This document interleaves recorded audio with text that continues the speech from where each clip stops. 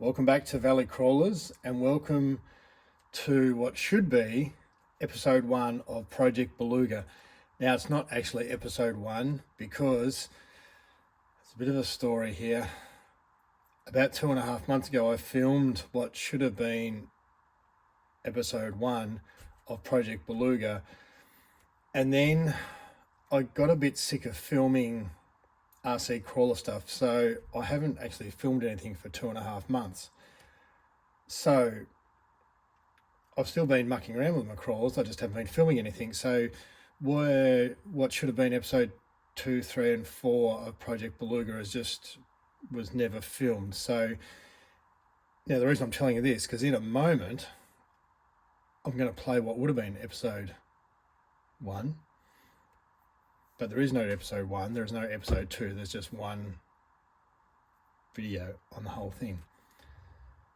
So, I'm not sure if any of that makes sense, but in a moment we'll go to what should have been episode 1, where I give you a rundown on what I may be doing to Project Beluga, and we'll go to that video now. Welcome back to the channel, welcome to this episode. I'm calling this episode episode 1 of Project Beluga. Now here we have my HB R1001 Beluga, aka the fake TRAXXAS TRX4. Now I like this rig, I think it's really good value. What I don't like about this rig is that it's much more of a trailer, as in trailer scaler, than a out and out crawler. And I've done a few mods here and there. I've taken off some of the front bumper, taken off the spare tire at the back, just to try and make it crawl a bit better. But in reality, the overhang at the front and the rear really holds it back. And initially I thought I'll take off and put some new bumpers, front and rear, and make it perform better. But then I decided, I think I'm just going to go a whole different route altogether. Hence Project Beluga. Now,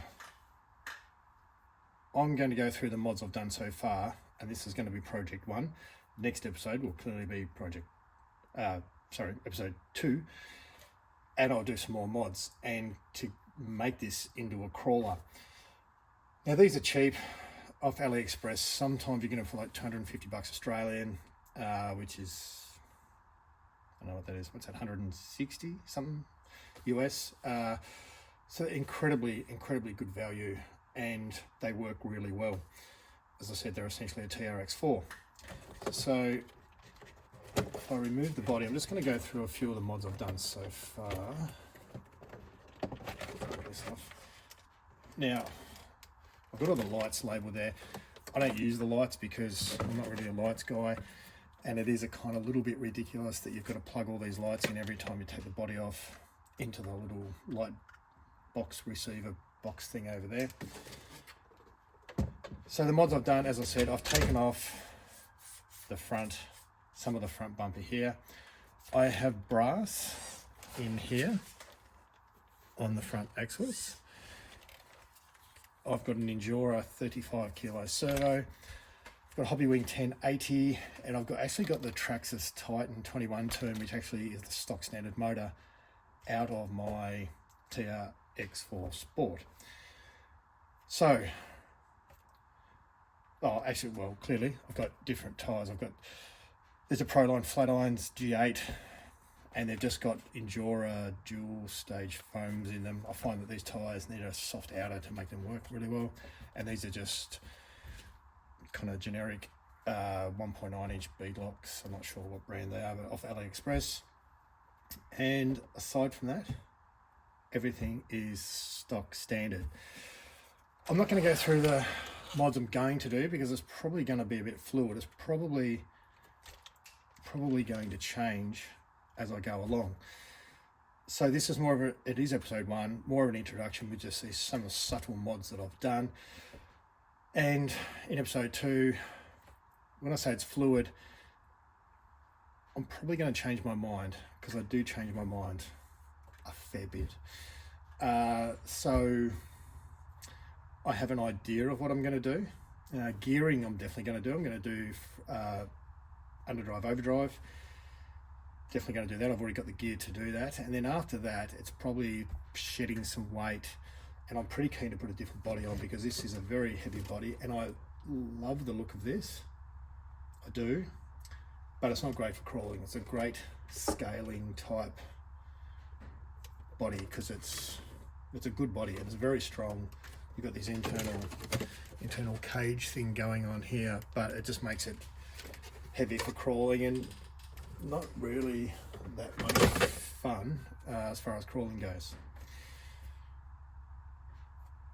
I'm going to stop talking and get going. And if you're off, I do have a couple of Beluga videos already, so if you want to go and have a look about when I put the brass weights in and that sort of thing, go and have a squeeze. Otherwise, I'm going to come back with episode 2 and just go through some more mods. So stay tuned and keep watching for future episodes if you want to grab some ideas on how to modify your Beluga to be a better crawling performer. And here we go with what could have been episode 2, 3 or 4. This is Project Beluga. It is no longer a Ford Bronco. It is now a Toyota Land Cruiser FJ45 single cab. So that's it. What I've done, obviously I've removed the Bronco body, that's gone. I removed the fenders, the rear bar here, battery tray, sliders, and I'm not sure what I did with the bull bar. The bull bar's gone as well. And I have this. Now, before I take the body off, shove that stuff over there.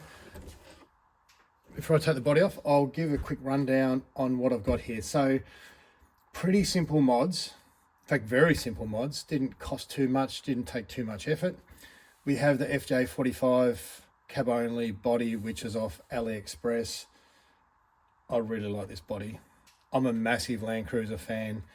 I love the 40 series. I'm actually a massive 60 series Land Cruiser fan. But I do like the 45s as well. They're just a very, very cool rig and they are very, very popular here in Australia. So that's the most obvious thing. I'm running the same tyres that I was running before, the Proline flat iron G8s. The only difference is they've got a different insert in now. They've got the yellow, orange Yaceto inserts. They work really well. The bull bar up front here is actually off an Ecto, off an Element Ecto. I was trying to find something that would fit well, tuck in nicely, and not look out of place. What I've actually done is I've bobbed about 10 mil off the chassis here just to get the bull bar back in. And what I've ended up with is an approach angle that is almost, not quite, almost 90 degrees. Now a lot of the obstacles in my crawler yard need a really good approach angle and departure angle, which I'll get to now. I have bobbed as much off the back of the chassis as I can. I'm not sure how much I took off, but I reckon it was probably, must have been close to 2 inches. I've actually thrown them away, but I reckon it was close to 2 inches. And now I have is it called a negative departure angle? I'm not sure what you call it. There's I'm not sure how you describe that. Goes like that. It's negative something. I'm not sure how you describe that. A few spider webs on there from down in the crawler yard. The body I do have, take that off. I'm not sure if we're going to be able to see that. There is a driver and navigator in there, which I just like putting drivers in particular, but also navigators in bodies. And I've basically shoe glued that in there. It's a bit agricultural, but it works really well once you line it up. So that's the body.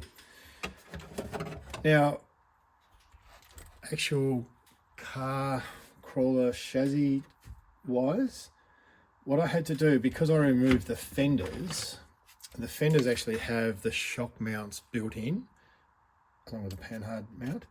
So I couldn't reuse these. I could have hacked these up, but I didn't want to because I didn't want to use the clipless body. Well, I couldn't use the clipless body anyway. So I had to do away with all that. And what I ended up with was these alloy shock mounts. I can't remember if I think I got them off eBay. It could have been AliExpress. I'm not 100% sure now. Can't remember, but they're quite sturdy. They're not plastic. They're alloy. Yes, I don't need the sort of cross brace there. Now, what I also had to do is, obviously, because the Bronco body is the clipless body, clipless body mount system. I just wanted to go back to pins, and I had to buy a collection of TRAXXAS body mounts. And if anyone really wants to know, I can give you the part number, but they come with a heap of different, there was 2 of these in different lengths and a few of these that slot on there. And, you know, if you're putting a Defender body on or something like that, you do that. Now, in reality, all that I actually used, there's another one there that goes for some, anyway, I didn't use those. I only used the front cross member mount, if that makes sense, and then the short body post in the front. Over here, I use these body mounts here. I'm not even sure what they're off. I just found them in my kit. I don't know what they're off. This piece here is just a piece of plastic, black plastic, something or other that I had laying around. I've just cut it and mounted, so I've got the body mounts there. If you're wondering what these are, I just put them on to kind of spread the load on spread the load, make a bigger surface area for where the pins come through the body, just to try and spread that stress point, I suppose, on the body, so it doesn't well, it's less likely to crack the body. Now, the electrics have stayed the same. Got the Enduro 35 kilo servo. Oh, actually, I did pull out it's the battery tray off the Beluga. I did pull out the radio and that whole light system set up, and that's the receiver. Got rid of that, and I just went back to a typical FlySky receiver. Kept the 1080 ESC, and this is the old TRAXXAS 21 turn 550 that come in my TRX4. I'm actually really surprised with the performance of this rig, so I may well, it actually performs really, really well the way it is. So I'm in 2 minds as to whether or not I upgrade to, I've got a Hobbywing Fusion SE 1800 kV, so I'm tossing it whether to put that in or just leave it, because it operates so well. It is 2-speed, got the shift servo there obviously, and I've just got the FlySky radio that's got the 3rd channel button on it, so I can flick it between high and low speed. You may notice that the shocks, actually, well, start off with these shocks. They're the original shocks that come on the Beluga, which I thought were really stiff, and they were really stiff. And so all I had to do was replace the springs.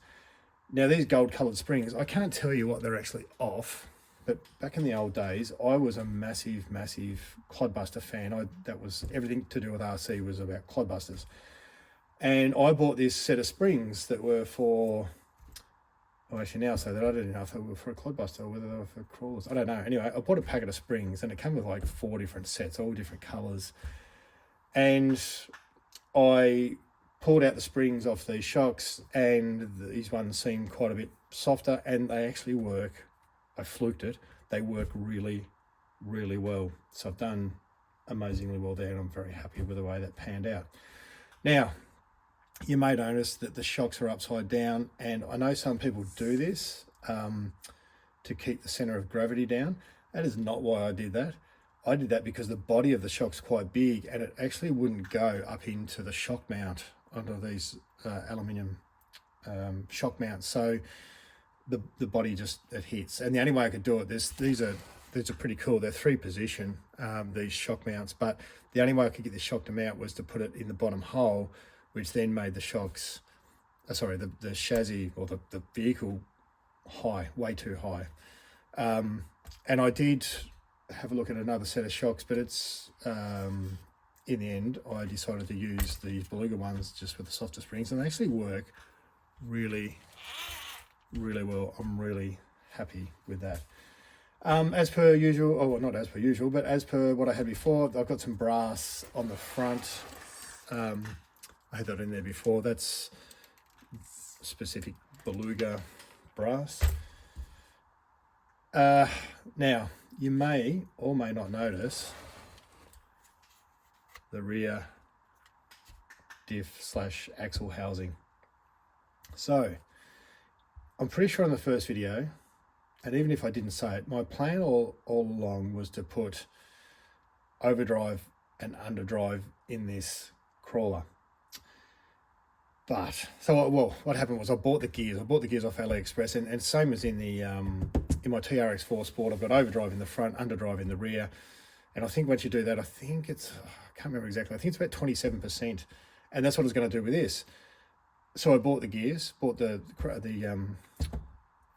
crown wheels and pinions. We call them a crown wheel and pinion here in Australia, but in the US everyone calls them a ring and pinion. Anyway, I bought overdrive and underdrive ring and pinions from AliExpress to put them in. Turns out the diffs aren't exactly the same. They don't fit. They're not the same. I thought the axles were identical, and I know the outer portal covers are different, and that's why I didn't use the Beluga ones. Sorry, I didn't use the TRX4 ones. I get the specific Beluga ones. But I just figured that the gear sets were identical, but they're not. So I was a bit disappointed about that. And then I had this epiphany that I would just change out the rear axle, which already has underdrive in it. So then I took that whole axle assembly from the Beluga and put that in my TRX4, which also has overdrive in the front. What I've ended up with is with both rigs have around about 11% overdrive or 11% underdrive, whichever way you want to look at it, that's 11%. Which is still pretty cool. It's not the 27 that I was aiming for, but it's 11, and I'm actually pretty happy with that. So that worked out really well. The housings are completely interchangeable. Like, I just bolted up. I didn't have to do anything special. It's just that the inners are different. I've talked about that. Shocks, bumper bar, bob at the back. That is about it. That's about all that I have done. It's pretty straightforward. All in all, I'm gonna do a running video, but all in all, I might just put that body back on because it's so cool, and I couldn't be happier with the way that this has turned out. This is what I had in mind when I started Project Beluga, and it has now. Where's that going in? Because I didn't line it up properly. I'm going to put that back on because I love the look of this rig. I think it looks absolutely awesome. I love the paint job. Second time I've used this type of paint. First time I used it on my Charisma Coyote, and the body cracked really bad, so I didn't know if it was the body or this paint that I used.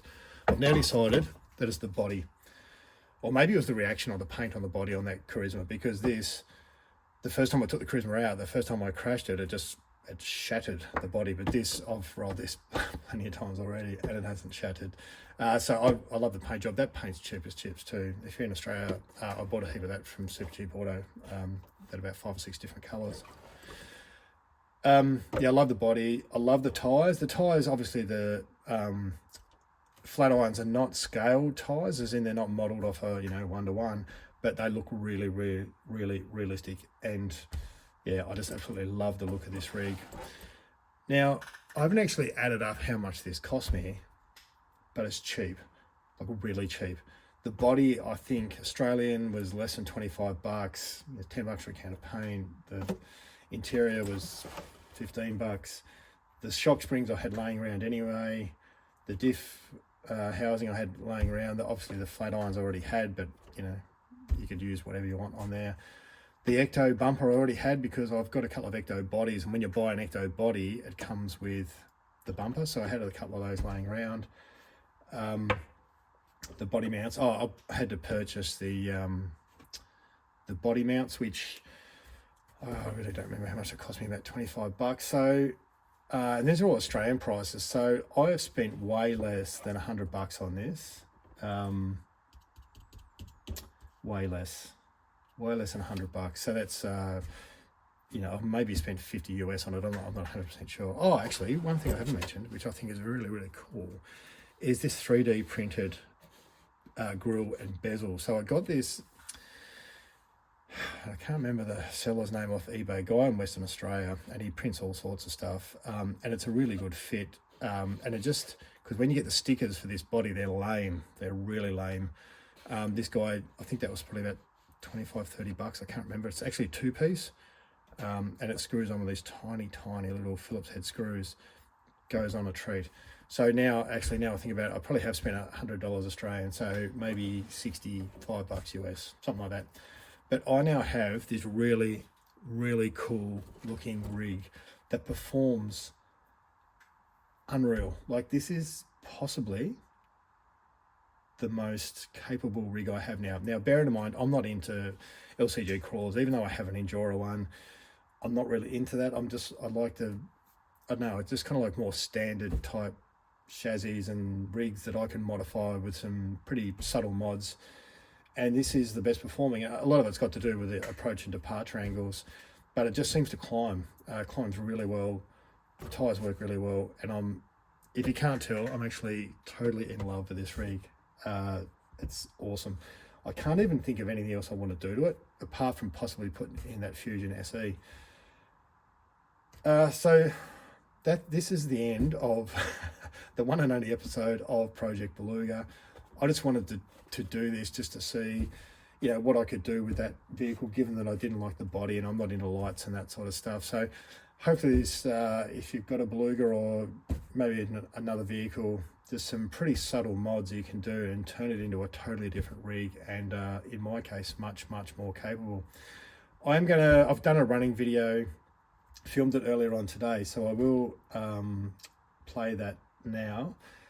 And if anyone wants to know anything that I've done or where I got bits and pieces from, just let me know and I'll post a link.